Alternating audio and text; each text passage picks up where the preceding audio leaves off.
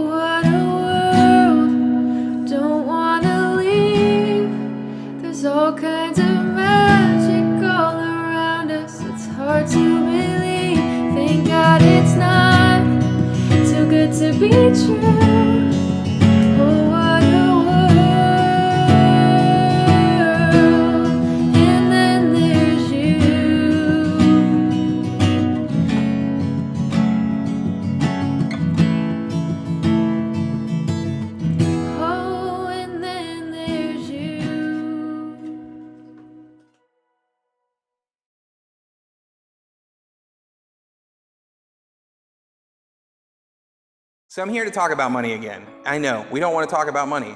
Summer's tough. As a nonprofit organization, our donations go down. So we all get busy. But that's why we have all of these different ways that you can give and help support this mission. Just because summer rolls around doesn't mean we stop. And it doesn't mean that we don't keep pushing more and more towards that goal of inclusion, that goal of freedom, liberation, and love. So if you can give, I'd like to ask that maybe you go to our website and set up a recurring gift so you don't have to even remember each month. Just whatever you can, just set it up. It'll debit out whenever you want it to, and that's easy. If you can't do that, maybe you can do a Venmo or a Cash App today. But what you give will help us keep this mission going. And this mission is so vitally important now more than ever.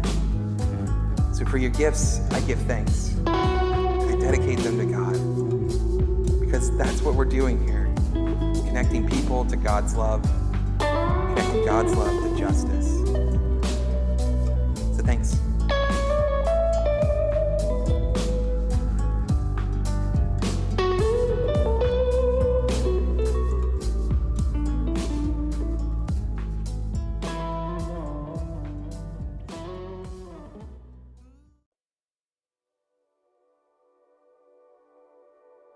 Jesus came home, and as usual, a crowd gathered, so many making demands on him that there wasn't even time to eat. His friends heard what was going on and went to rescue him, by force, if necessary. They suspected he was believing his own press. The religion scholars from Jerusalem came down, spreading rumors that he was working black magic, using devil tricks to impress them with spiritual power. Jesus confronted their slander with a story. Does it make sense to send a devil to catch a devil? To use Satan to get rid of Satan? A constantly squabbling family disintegrates.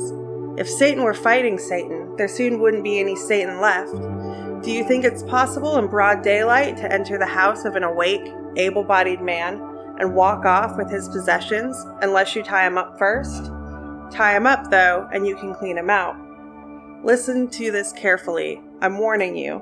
There's nothing done or said that can't be forgiven. But if you persist in your slanders against God's Holy Spirit, you are repudiating the very one who forgives, sawing off the branch on which you're sitting, severing by your own perversity all connection with the one who forgives. He gave this warning because they were accusing him of being in league with evil. Just then, his mother and brothers showed up. Standing outside, they relayed a message that they wanted a word with him. He was surrounded by the crowd when he was given the message. Your mother and brothers and sisters are outside looking for you. Jesus responded, Who do you think are my mother and brothers? Looking around, taking in everyone seated around him, he said, Right here, right in front of you, my mother and my brothers. Obedience is thicker than blood. The person who obeys God's will is my brother and my sister and my mother.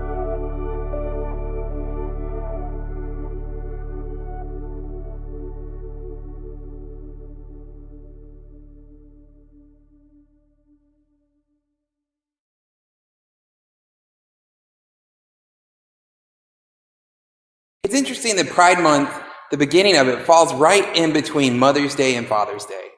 You know, family is something that I think about a lot. Maybe it's something you think about a lot as well.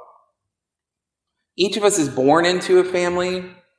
We have no choice of being born into whatever family we're born into. It's just a part of our existence, is that when we come into being, there's a family there. And each of those families is so different from one another. They all come with their own rules, with their own expectations, with their own structures. And at their best, families should be a safe place where we learn and we grow and we take those steps towards adulthood. And once we reach adulthood, they should be that safe place to land when life doesn't necessarily go the way we want it to, or when we're trying to learn and make our way in this world. But if we're honest, families, they're not always that safe place. But so often, that safe place to land isn't the case. The pressures of our society and its economic systems put real stress on the lived reality of our families of origin. Some families have more than enough resources, while others struggle to find even the things they need to survive. And it seems so strange, right? It seems so strange that in a nation where TV preachers and politicians seem to be obsessed and speak nothing other than about supporting the American family, that so many families are struggling and going without. Many who are a part of the Mission Gathering family, either here in Charlotte or in our churches on the West Coast, we know all too well that family sometimes is the least safe place to be. This year alone, out of the 1.6 million homeless teenagers, 40% of those teens will have found themselves homeless because they were kicked out of or ran away from a home that rejected them for their gender or sexual expression. Kicked out for being brave enough to live as God has made them. Children are forced from the only home that they've ever known. They confront the one condition that what was supposed to be unconditional love says that it can't accept. As we move into Pride Month, and for those of us who are straight and cisgendered, right? Like, it's important for us to not see our LGBT community as simply victims who need cis hetero people to help them out in some performative act of charity. Because there's something that many in the LGBT community have found that is actually a charity to us, and something that Jesus also leads to in our passage today. You see, sometimes the healthiest family you will ever get is your chosen family. The chosen family is a family that is born of the rejection and isolation that so many face after their blood relatives have rejected them. And you see, in Mark's passage today, Jesus created his own chosen family. We see in Mark, as the religious leaders rejected and accused him, that Jesus' own family was brought out to make him submit. The powers that be and his own relatives could not handle the queerness of Jesus. Why could he not just act like all the other Galilean boys and girls and just go along with the flow? They tried to closet him, and they tried to dim his bright light that he was bringing into the world. But his response was not one that we would think that he would give. His response is for him to ask the question, who is my family? Who is my brother? Who is my sister? Who is my mother? Many of you are watching this, are going through a moment where your separation from your family might be over religious or political lines, that your beliefs have shifted and become enlightened, and it's left you isolated and cut off from your family of origin or your religious family of origin that you thought would always be there for you. Or maybe you're watching this and you've been rejected by your family because of who you love, for daring to be who you've known yourself always to be, by choosing to love and accept who God has made you. And your family, they refuse to accept it. And you're asking yourself, as you watch this, the same question that Jesus asks: who is my family? Who do I belong to? Who will care for me and hold my hand when I'm scared and walk with me when the path gets rough? Maybe you've been struggling and searching to figure out who you are and who you've been accused of being. Maybe you've been accused of being misguided. Maybe you've been accused of asking the wrong questions, or even told that you have an evil spirit within you. And that makes the world hard. And it gets so lonely, and it gets to be so hard when being with those who claim to love you is always a fight. Life is hard, y'all. So hard. And it's even harder trying to go through it alone and disconnected. So this morning, I want to speak this word over you and say, may peace be with you. Because God made flesh in Jesus the Christ, went through this same struggle of asking that same question. And from that struggle and that questioning, something new was birthed. A new family, a family of choice. One that is not caught up in the hierarchies of gatekeeping matriarchs or patriarchs who tell you what you need to do to be loved.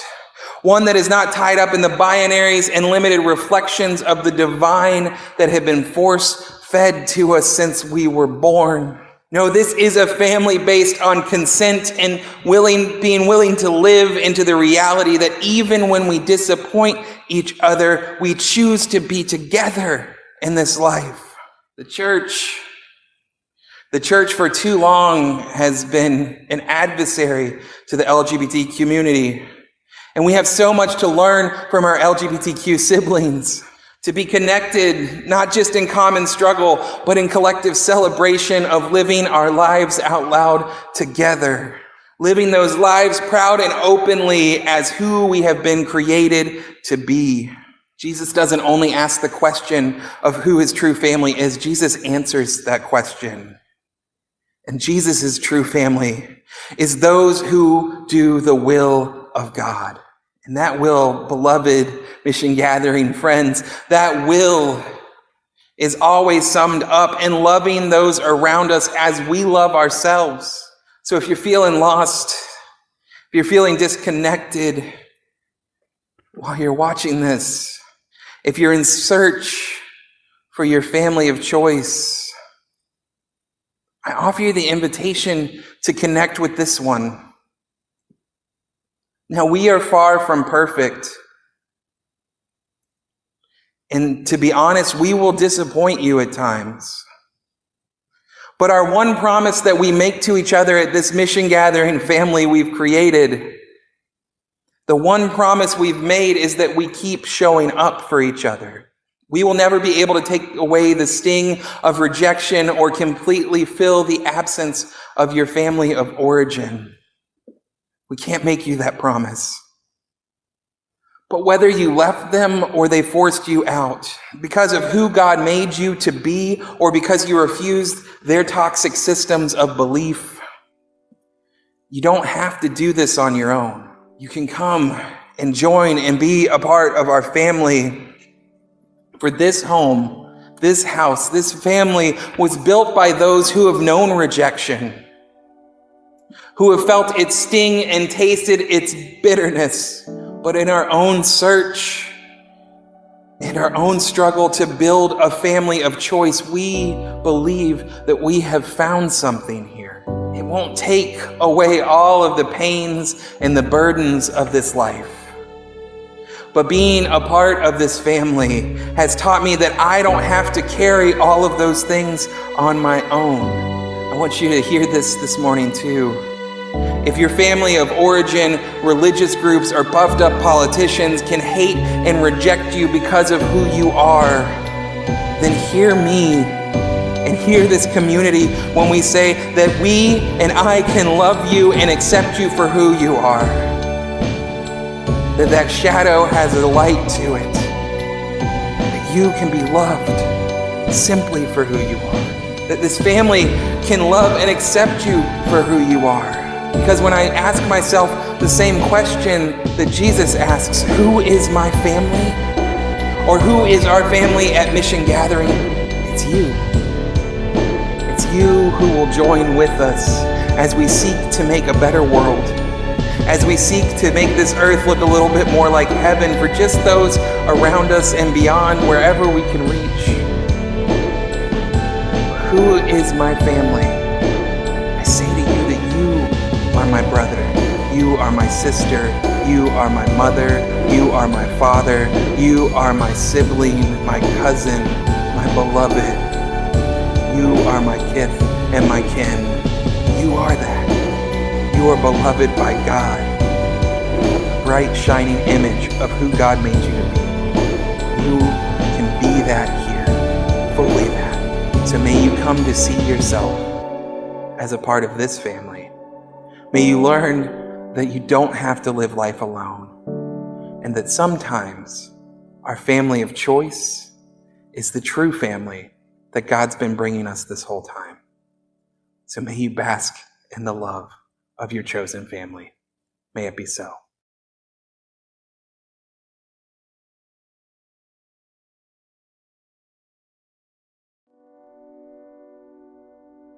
We come now into the time for our sacred meal, our family meal. Here at Mission Gathering, we don't require you to go through any statement of faith, any sort of class, or any sort of qualifier to be a part of this meal. You are invited to our table because it is Christ's table, and you are invited into this family meal. So taking whatever you have to eat and whatever you have to drink, we remember Jesus as he said, "This is my body broken for you. This is my love poured out for you." Through the power of the Holy Spirit, this is the bread of heaven, and this is the cup of life. Taste and see that the Lord is good.